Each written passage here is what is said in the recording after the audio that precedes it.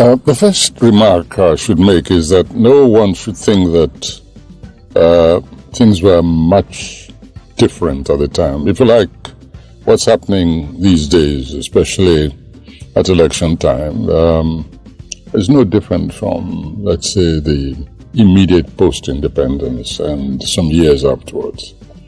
It was politics by thuggery. And all this taking place in the midst of a pretense democracy. And supposed to be a federal constitution, federal political dispensation. On the one hand, there was what I considered very healthy rivalry between the various regions.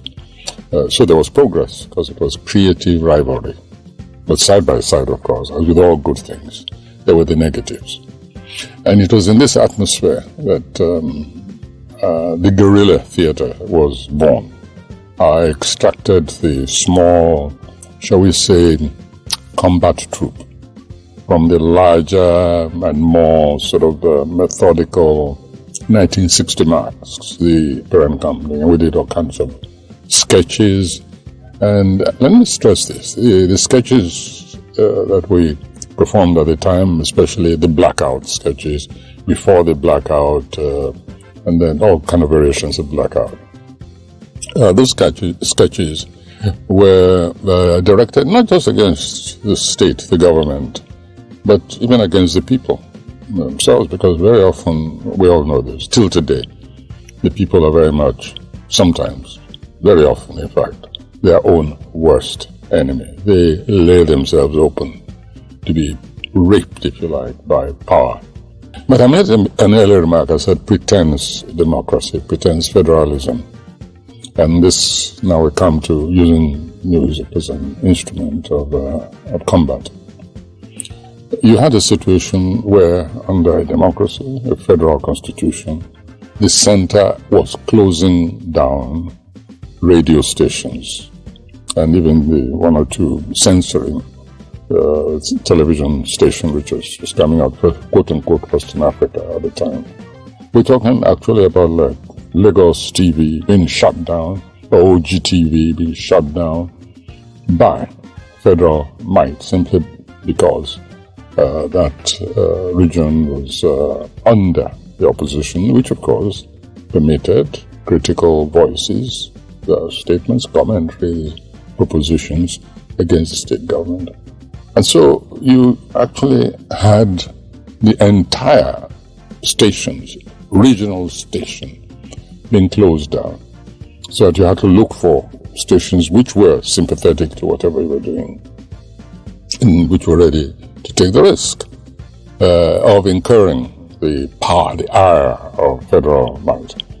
Now, I'd always stress that it's a pity that people don't pay much attention to oral statements. In other words, you don't actually have to stage a play to make a point. I mean, it is important because the theater is a totally different medium. You involve the people themselves, you energize them more readily.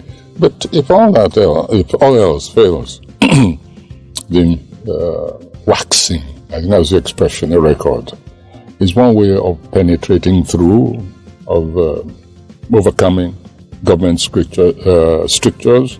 You just pass your record round. And so we evolved from the very beginning the musical medium as a language of combat, as part and parcel of guerrilla attack. We will set up, the Orison Theatre was my main vehicle at the time, which I extracted from the parent body, 1960 masks.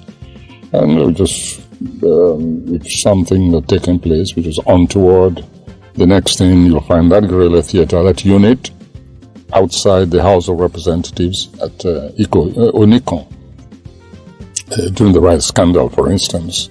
And they've set up camp, perform, and before the thugs of the federal might arrived to scatter them, they have already scattered themselves. And they will perform in marketplaces, in front of the secretariat, all the kinds of scandals which have never left us, which we're witnessing today. And so I ask myself, has anything really changed? Isn't it time for a resumption of that spirit of the guerrilla theater, of which the musical version is a very strong, strike, effective unit to penetrate into the consciousness of people. And not just as an instrument of government criticism, but as an instrument, an invitation to the polity itself to ask itself questions. Every day a new surmounting scandal, until you just get exhausted and you say, what on earth can you do? But something which can be done is making sure there's a permanent vehicle of criticism, of awareness, of public conscientization. And the best medium of that is music. This is a kind of lyric that a society like ours needs as a constant. And it's not original. Hubert Ogunde, for instance, let's go back a little bit. Hubert Ogunde was one of the greatest social critics through music. And when he was banned, he resorted to music, resorted to records. It happened in this particular case, directed mostly at one of the ethnic groups, Yoruba, Ronu, and so on. But that was not the first time. Hubert Ogunde, for instance, during the British colonial period, he was also banned then.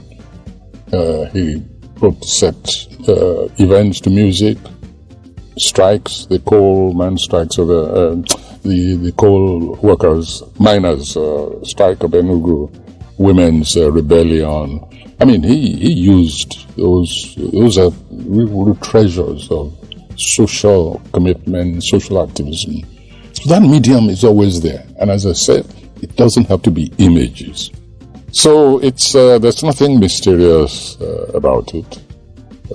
Ethical revolution, of course, was born out of a real sense of outrage. I mean, arson was commonplace. The moment there was any kind of audit going on in any building, up it went in flames, magically. And so, one of the designs, if you remember, on the original sleeve of the record was a caricature of somebody who was also a legal luminary, carrying the Olympic torch, but racing to go and set fire to the next target. It was that kind of atmosphere. I don't know if it was any more dangerous than here, but believe me, it was also then at present in the military and the future, but there was also an element of risk. But the artists were just indifferent to whatever the government would have to throw at them, or indeed the opposition within the polity itself, those who disagreed with their own policy. So it's a constant battle for the airwaves.